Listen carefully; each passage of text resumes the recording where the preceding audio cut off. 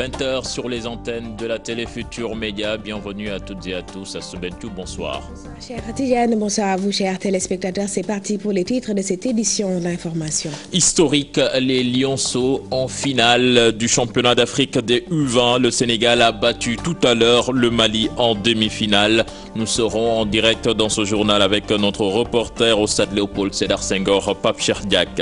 Les femmes libérales du département de Dakar mettent en garde la CREI. Une condamnation de Karim Wade plongerait le pays dans une instabilité. Pendant ce temps, l'opération ramassage de pneus initiée par la préfecture bat son plein. Ils sont de retour à Dakar après leur périple mouvementé en République démocratique du Congo. Fadel Barro, Malal Talla et Alioune Sané promettent de revenir sur les circonstances de leur arrestation ce vendredi face à la presse. Le QCM dans la rue ce jeudi pour réclamer le respect des accords signés avec le gouvernement. Les élèves de l'Imamoulaye, eux, prévoient de marcher vers le palais pour demander au chef de l'État de mettre fin à la crise scolaire. À suivre en fin de journal, le dossier santé qui s'intéresse aujourd'hui à la mortalité maternelle. Malgré des efforts fournis, le Sénégal a encore du chemin à faire dans ce domaine. Voilà le sommaire de ce journal. Dans quelques instants, le développement.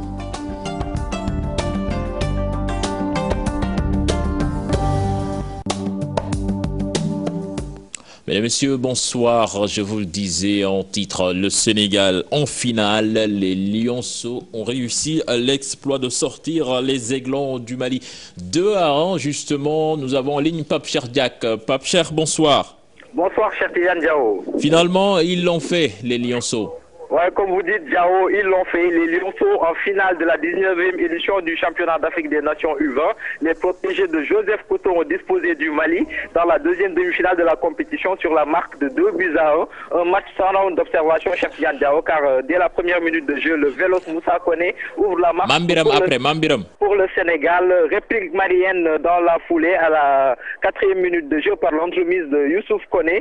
Après ce début de match intense, les deux équipes vont baisser en régime, cher Tidiane Diao. Il faudra attendre la 80e minute pour voir l'homme providentiel des Lionceaux, le pensionnaire de Mour Petite Côte Sidi Sarr, libérer le stade Léopold Sédar Senghor en inscrivant le but victorieux, son 4e but de la compétition, cher Tidiane. A noter aussi un excellent Ibrahim aussi, le portier des Lionceaux a annihilé maintes offensives maliennes. Après ce début de match, après le but même inscrit par Sidi Sarr à la 80e minute, les Aiglons du Mali ont poussé pour revenir à la marque, mais les Lionceaux avaient déjà fermé boutique chez Tidiane Diao. Score final 2-1 en faveur du Sénégal qui rejoint le Nigeria en finale. Ce même Nigeria qui avait battu le Sénégal en match d'ouverture sur la marque de 3-1. Une finale prévue ce dimanche 22 mars chez Tidiane Diao au stade Léopold Sédar Senghor.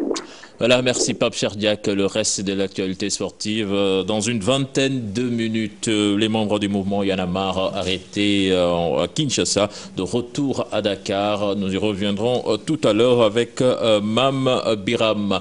Les femmes libérales du département de Dakar demandent à la CREI de libérer Karim Wade pour la stabilité du pays. Bien dit, cher Tidiane. À défaut, elles seront dans la rue et le pire n'est pas exclure libérer Karim Wade et revoir l'article 80 du code pénal taillé selon elle pour éliminer des adversaires politiques, notamment ceux du Parti démocratique sénégalais. Les femmes libérales étaient en conférence de presse. Cher Tidiane, nous y reviendrons avec cher Tidiane John sûrement au cours de cette édition.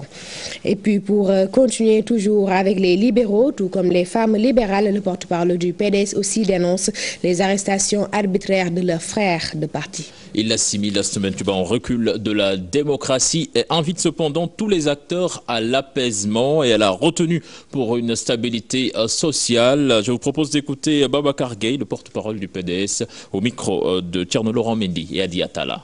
C'est paradoxal et c'est inacceptable dans un pays où les libertés publiques sont garanties par la Constitution que les gens soient arrêtés sur le fait de simples déclarations. Et il n'y a personne qui a été arrêté parce qu'il est en train de préparer un coup d'État ou une insurrection, comme on le dit à propos de cette atteinte à la sûreté de l'État. Il n'y a pas de raison aussi qu'on soupçonne uniquement des gens d'avoir en perspective de troubler l'ordre public pour les arrêter et les mettre en prison. J'estime que c'est de l'abus Et il est inacceptable, le PDS n'acceptera pas évidemment que l'on continue justement à arrêter ses responsables de manière indue. Et c'est dommage, je pense que le pays n'a pas besoin de cela. Il faut que les gens tempèrent les ardeurs, que le pouvoir se ressaisisse un tout petit peu, que la sérénité revienne dans tous les camps. Il est évident qu'on ne peut pas on ne peut pas reprocher au Parti démocrate sénégalais et à ses responsables de se battre pour résister à cette oppression qu'ils sentent de la part du régime. C'était Babacar Gaye. Opération ramassage de pneus à semaine. L'entente Dakar procède aux collectes. Terrain d'opération, les alentours du palais de justice de Dakar. Il faut ramasser tout ce qui est pneu, une mesure des autorités préfectorales selon les agents de l'entente Dakar rencontrés par Aminata Mbaresso Djibi Diallo. L'élément n'est pas en place. Nous y reviendrons tout à l'heure. Dans la banlieue aussi, il y a eu opération de ramassage de pneus, Cheikh Tidiane. Et les vulgarisateurs donc se plient à la mesure du préfet, non sans craindre pour leurs activités. Un reportage signé Maïmouna Ndiaye et Modou Diop. Dans la banlieue dakaroise, les pneus ne sont visibles que chez les vulcanisateurs. L'opération de ramassage est passée par là. Ces derniers sont avertis. Le préfet est passé nous voir pour nous sensibiliser sur la journée du 23 mars, mais nous voulons qu'une chose, la paix. Les autorités préfectorales nous demandent de mettre de côté les pneus usés par prudence. L'opération anti-pneus vise à sécuriser Dakar et sa banlieue, une mesure certes saluée, mais les conséquences ne manquent pas. Je suis tout à fait d'accord avec les autorités. Ils veulent tout simplement sécuriser les quartiers. Si un client veut acheter, nous le conduisons jusqu'à chez nous. C'est là-bas que nous avons gardé les pneus à stocker.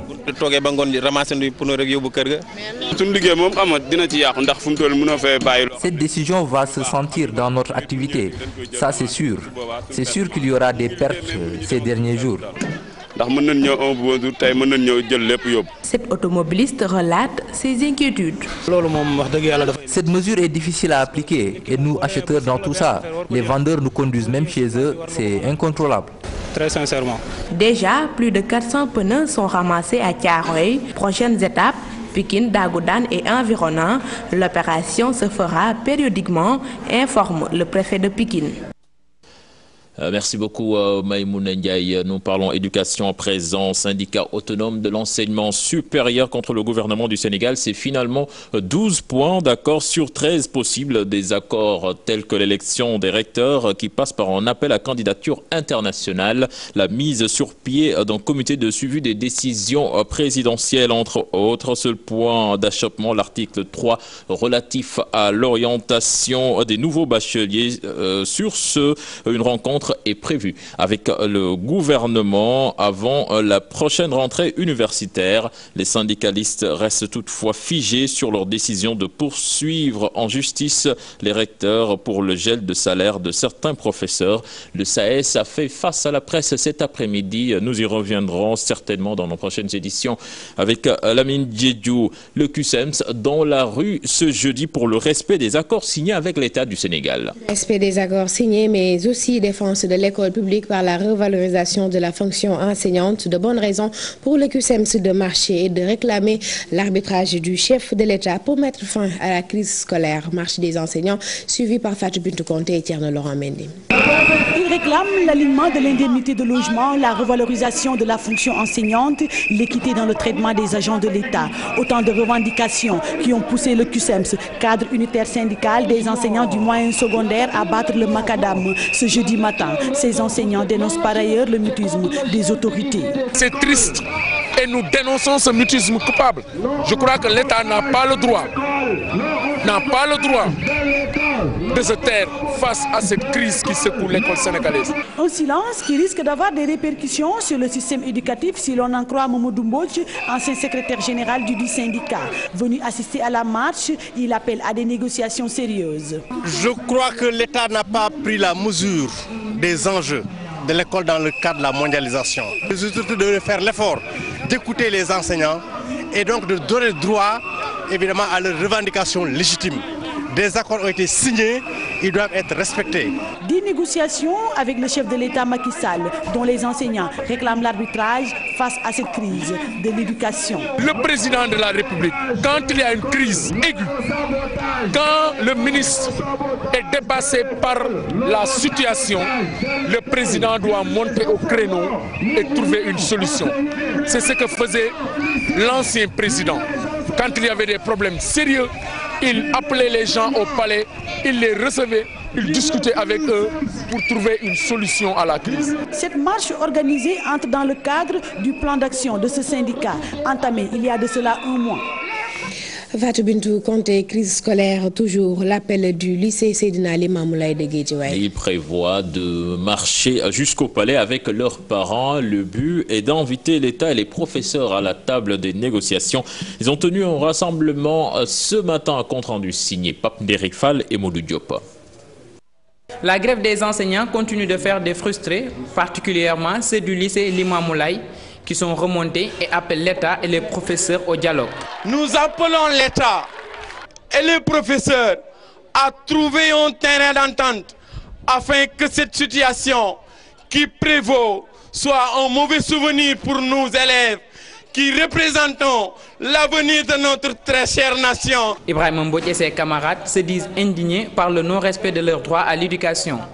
Nous assistons à une grève récurrente de professeurs qui réclament le respect des accords signés avec la tutelle. Nous refusons d'être les agneaux du sacrifice de ce bras de fer. Ils comptent marcher jusqu'au palais dans les prochains jours. Rassembler tous les élèves, comme on l'avait dit, et tous les parents d'élèves. On va aller jusqu'au palais, chanter ensemble l'hymne national, jusqu'à ce qu'encore une fois, notre président Moussa Macky Sall sort. Nous allons leur donner les clés. Soit vous, monsieur le président, vous nous faites court, ou bien vous trouvez des gens capables de nous faire court. Des élèves soucieux de leur avenir ont voulu marcher jusqu'à la préfecture de Guédiawaye, mais comme la marche est interdite, les potages ont organisé ce sitting à l'intérieur de leur établissement avec l'hymne national en bandoulière.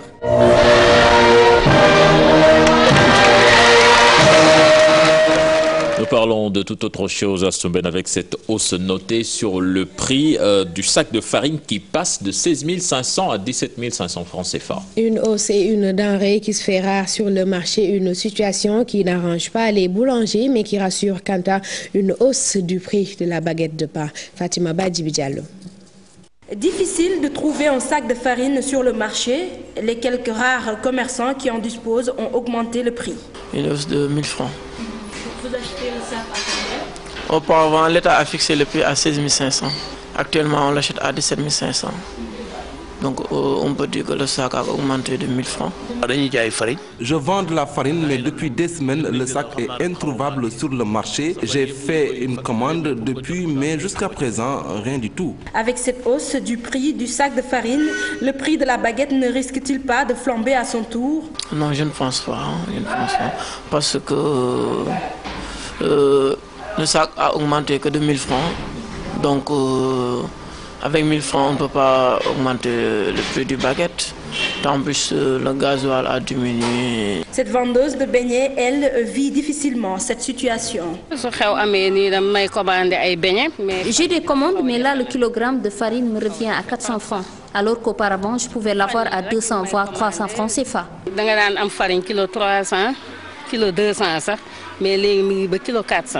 Le prix du sac de farine est passé de 16 500 francs à 17 500 francs. Pour l'instant, seuls les boulangers et autres propriétaires de petits commerces en font les frais. Parlons maintenant santé, plan stratégique 2014-2018. La pharmacie nationale d'approvisionnement évalue ses besoins, 17 milliards pour sa mise en œuvre. L'objectif est de renforcer le système d'approvisionnement et rendre accessibles les produits pharmaceutiques. Les acteurs ont échangé sur la question. C'était à l'occasion d'une table ronde. Compte rendu signé Fatou Kinedem et Mohamed Dian. Mobiliser assez de ressources financières pour répondre aux exigences en matière de médicaments, la pharmacie nationale d'approvisionnement veut concrétiser le plan stratégique 2014-2018. Les besoins de financement s'élèvent aujourd'hui à 17 milliards, toutes taxes comprises. Aujourd'hui, que nous sommes en plein dans la mise en œuvre de la couverture maladie universelle, il est plus que temps que cet outil stratégique ait les moyens de sa politique. Il s'agit aujourd'hui de renforcer les acquis compte tenu de l'accroissement de la population. Du point de vue des résultats des comptes nationaux, 51% au moins des consommations ou des dépenses sont absorbées par les médicaments. Passer une année à préparer un appel d'offres de médicaments peut être à l'origine de difficultés. La PNA sera délocalisée à Diamniadio pour plus d'espace. Il s'agit d'un terrain de 30 000 mètres carrés, 3 hectares, qui leur a été octroyé par l'État, par le président de la République, pour pouvoir recevoir le nombre important, le volume important de médicaments. Cette institution, érigée en établissement public de santé non hospitalier, veut répondre aux normes de la réforme hospitalière ou encore devenir une référence parmi les centrales d'achat d'Afrique. Nous sommes aujourd'hui le 19 mars, 12 ans que le Sénégal a célébré sa première alternance après les indépendances. Des alternances à semaine qui se succèdent et qui se ressemblent selon certains acteurs politiques. La première, tout comme la deuxième alternance après les indépendances, c'est bonnet blanc, blanc, bonnet. Les besoins des citoyens sont rarement pris en compte. Recommandations pour inverser la tendance, œuvrer pour le développement économique et la promotion de la démocratie à Diatala. L'alternance alternée après plus de 10 ans d'existence a été un échec de la vie du PIT. L'esprit a été vite faussé. Au PDS, on réfute ces allégations. Après l'alternance, non seulement il n'a pas respecté ses engagements, mais il a rendu le pouvoir exécutif hérité de Diouf encore plus puissant. Et ce qui a été plus grave encore, c'est lorsqu'il a voulu donner à cette constitution un caractère monarchique. Le 19 mars a été pour moi la consécration d'un combat d'un homme qui pendant plus de 26 ans s'est battu pour que les choses changent, pour qu'on vote correctement, pour que la démocratie soit une réalité, pour que le pluralisme médiatique soit renforcé. Selon Ibrahim Sen, là où l'ancien régime a péché, le successeur est en train de poser des jalons, même si beaucoup reste à faire. Babacar Gaye, lui, parle de recul. Nous attendons de voir quel projet de réforme des institutions que Macky va présenter aux Sénégalais. Le recouvrement de la souveraineté économique n'est pas encore effectué. Parce que maintenant que la crise de la Sunéor est là, l'opportunité est donnée au pouvoir de reprendre ce que Abdoulaye Wade avait remis à la France. Nous sommes en train de constater un délitement de la démocratie, une négation des libertés publiques, un renforcement d'un État policier, alors que notre aspiration est un État de droit, une démocratie participative apaisée, mais surtout un programme politique cohérent. L'alternance de 2000 qui a suscité beaucoup d'espoir chez les citoyens également est diversement appréciée. Son caractère mitigé selon certains est dû en partie à la divergence idéologique des acteurs du changement. À Diatala, 15 années restées aussi dans l'agenda du Sénégalais lambda, une première alternance après les indépendances historiques. Un événement encore fraîche dans les mémoires de certains Sénégalais qui apprécient ici les 12 ans passés au pouvoir d'Abdoulaye Wade. Un reportage signé Aminata Mbaresso et Djibi Diallo. 19 mars 2000, Abdoulaye Wade arrive au pouvoir, la première alternance après les indépendances. Des Sénégalais se souviennent. 19 mars 2000, les Sénégalais étaient assoiffés de changement. En tant que Sénégalais, je crois que c'est l'arrivée du président Abdoulaye Wade au pouvoir. Ça nous rappelle bien sûr l'avènement de l'arrivée de nouveaux pouvoirs au Sénégal. L'arrivée du pape Dissoupi au pouvoir, un événement qui a marqué des esprits, un moment qui avait suscité beaucoup d'espoir. Dès le départ, quand même, on avait espéré que c'était des changements quand même escomptés du peuple sénégalais. Mais malheureusement, comme je l'ai dit, à l'arrivée, on a vu que il y a eu des problèmes de gestion extrêmement énormes et des modifications de texte extrêmement graves. Quand il était au pouvoir, j'avais un très jeune âge. Mais entre-temps, j'ai vu une certaine démocratie sénégalaise bouger un tout petit peu, même s'il y a des manques quand même, il faut remarquer. Ce que j'ai remarqué, c'est l'état de droit. On finisse au finish, il y a une déception parce que ce que les gens attendaient à la fin ne s'est pas produit. Cette année, le 19 mars survient dans un contexte assez particulier. Le Parti démocratique sénégalais est dans l'attente du verdict du procès de Karim Wade et ses co-prévenus. Aminata Mbaresso, merci. Je vous le disais en début de journal, à Stumben, les membres de Y en a marre de retour à Dakar après leur périple mouvementé à Kinshasa.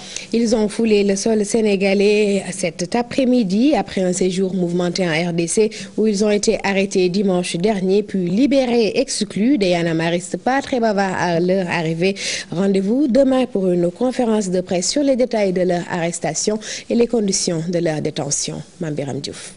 Fadel Barro, Alioune Sané et Malal Talla de retour au Bercail, cela intervient 5 jours après leur arrestation en République démocratique du Congo. Attendu entre 15h et 16h à l'aéroport Léopold Sédar Senghor de Dakar, finalement 17h30, ces 3 membres du mouvement citoyen Y en a marre apparaissent. Ils affichent la bonne mine, le visage serein, le sourire hors lèvres. Ils ont tenu à remercier le président Macky Sall et le gouvernement du Sénégal qui a pris tout ce qu'il fallait comme disposition pour entrer en contact avec l'État congolais, pour aboutir à cette issue-là aujourd'hui. Et mention spéciale au consulat du Sénégal au Congo aussi, qui a été là dès le début et qui nous a suivis.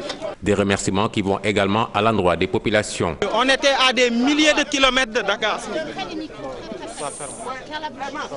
Mais on a senti que le peuple était là, on a senti le Sénégal avec nous. Nous remercions aussi tous les yanamaristes qui se sont mobilisés au Sénégal et partout dans le monde et qui ont aidé dans ces moments difficiles. Alioune Sané, Fadel Barro et Malal Talla alias Fou Malade n'ont pas voulu pour le moment apporter des réponses aux questions comme comment étaient les conditions de détention, quelles répliques sur les soupçons portés sur eux. Tout ceci fera l'objet d'un point de presse ce vendredi. Nous donnons rendez-vous demain au QG de Y en a marre à 11h pour une conférence de presse et entrer dans les détails. Ils ont été accueillis en héros à l'aéroport Léopold Sédar Senghor. S'ouvre ainsi un nouvel épisode dans la lutte qu'ils mènent.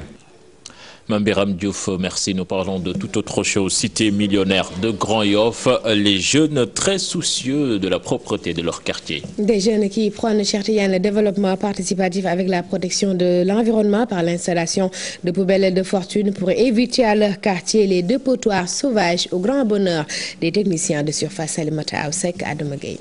La jeunesse de la cité millionnaire de Grand Yoff debout pour rendre leur quartier propre avec leurs propres moyens, d'où la création de ces poubelles de fortune. Nous voulons que notre quartier soit propre comme tous les autres quartiers de la ville. Nous n'avons pas les moyens pour acheter ou pour avoir de grosses poubelles. Voilà, c'est pour cela qu'on a pris des bouteilles, qu'on a matérialisées pour qu'ils soient des poubelles. On a vu de nombreux changements parce que si vous apercevez que la cité est devenue de plus en plus propre à cause des bouteilles qu'on a accrochées ici. Les gens ont eu la maturité. Après usage de leur sachet, ils le jettent dans cette poubelle. Malgré la présence de ces poubelles, beaucoup de gens ne se sont pas départis de leurs vieilles habitudes. Ils n'ont pas encore cette habitude, mais ça viendra. C'est une excellente initiative.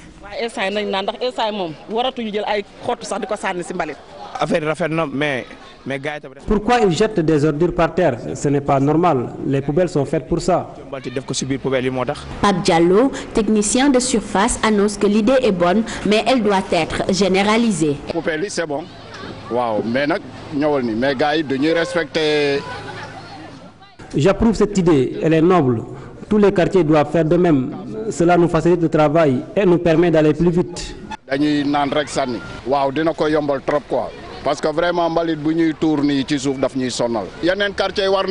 la jeunesse est l'avenir d'un pays. Les jeunes de la cité millionnaire de Grand Yoff l'ont bien compris et comptent poser d'autres actes allant dans ce sens. Salimata Albert Bourgi, élevé au grade de commandeur de l'Ordre national du Lion par Abdou Diouf en 1999, une cérémonie organisée et présidée 16 ans après par le président Macky Sall. Albert Bourgi qui salue ce geste, un honneur pour lui. Nous écoutons, les images sont de la présidence de la République. C'est pour moi un grand honneur, une immense joie et une grande fierté de recevoir de vos mains, Monsieur le Président de la République, la cravate de commandeur dans l'Ordre national du Lion. À travers moi, c'est toute une famille que vous honorez, remontant le temps Et en énumérant toutes vos qualités, Monsieur le Président de la République, je pense à votre illustre prédécesseur Abdou Diouf, auquel je tiens à rendre ici et devant vous, Monsieur le Président, un singulier et respectueux hommage. Sous ce même toit, il y a des années de cela, il me fit officier dans l'Ordre national du Lion. Mes pensées d'affection profonde vont vers lui. Monsieur le Président et très cher frère Macky, je prie Allah, le Tout-Puissant, le Clément et le Miséricordieux, de vous protéger et d'éclairer votre pensée et votre route, qu'il protège aussi le Sénégal.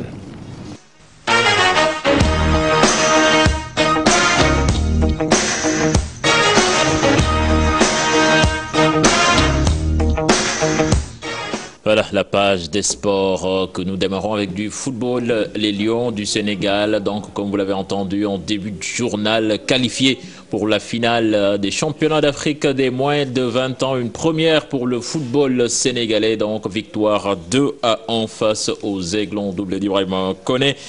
Alors, nous y reviendrons en son et en images, certainement dans le bulletin de 0h et dans nos prochaines éditions à Stumbentuba. Cher Tidiane, maintenant parlons basketball. Un tour en Espagne et en France. L'entraîneur des Lions revient avec une bonne moisson.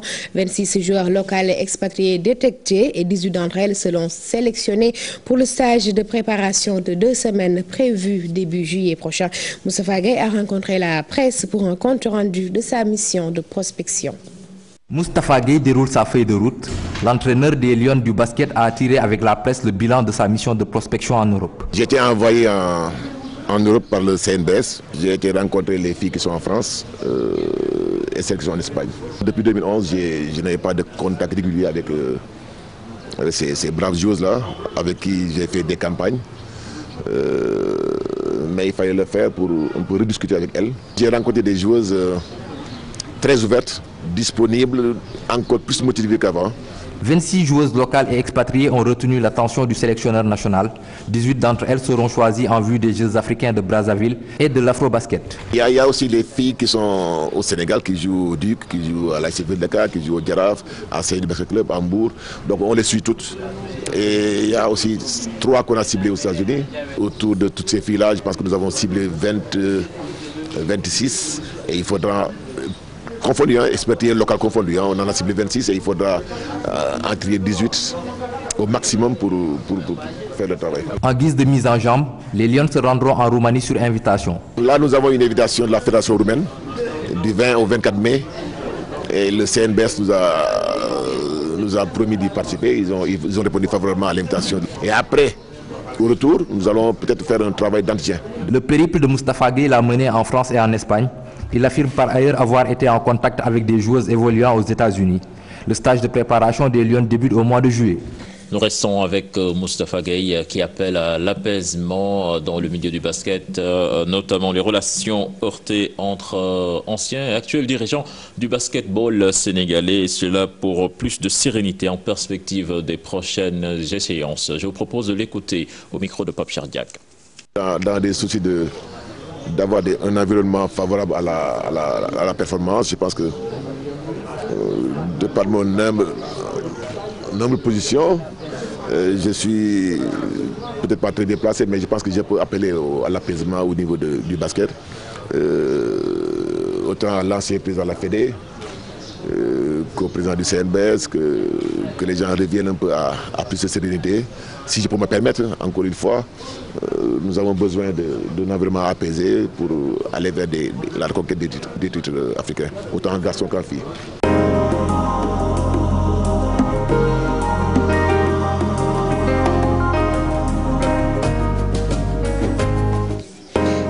Dossier du jour pour terminer sur la mortalité maternelle au Sénégal. Les femmes continuent de mourir en couche. 392 décès pour 100 000 naissances vivantes, soit Cheikh Tidiane 200 décès par an. Yasmben, beaucoup d'efforts donc restent à faire malgré le recrutement annoncé des 500 sages-femmes dans les régions. Peu de gynécologues en plateau technique à relever. Un dossier signé Fatou Kinedem et Adama Gueye. Au Sénégal, une femme meurt en couche toutes les 4 heures, selon des études réalisées. Des chiffres alarmants. Des populations interrogées parlent de négligence. J'ai amené ma fille dans un hôpital. Elle était sur le point d'accoucher. Le médecin m'a renvoyé vers une autre structure dans la banlieue dakaroise. J'avoue que c'était compliqué car c'était un vrai marathon pour moi. Négligence, mais mauvaises habitudes également, des aspects inquiétants. Nous avons ce qu'on appelle l'itinéraire thérapeutique.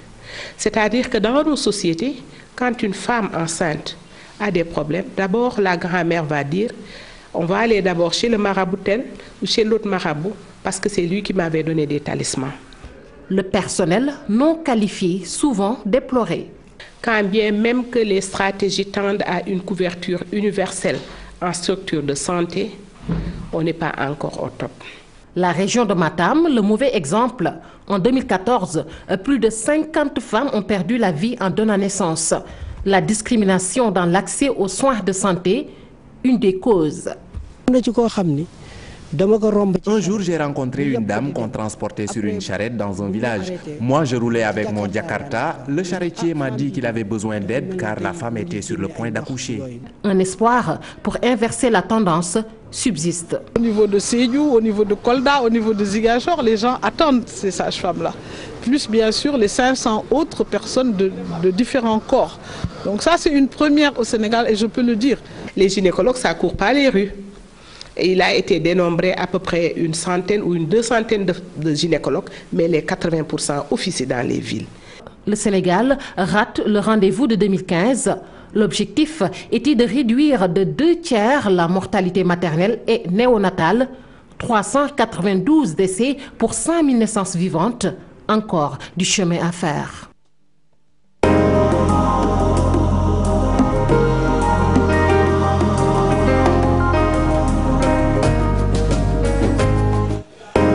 Voilà, c'est la fin de ce journal Astemben Tube, la permanence qui tarde à s'installer. Mais ça va se faire peut-être d'un moment à l'autre, cher Tidiane, c'est la fin de cette édition. Il est là, bien présent. Voilà, j'étais en train de grignoter quelque chose parce que c'est l'heure du dîner. Il est 20h36. Voilà. N'est-ce pas? Merci beaucoup, cher jumeau de Pierre, Astemben Tube, jumeau de Pape Cher. Donc, on retrouve la rédaction à minuit. Et puis, vous rappelez que l'information continue sur notre site internet www.gfm.sn.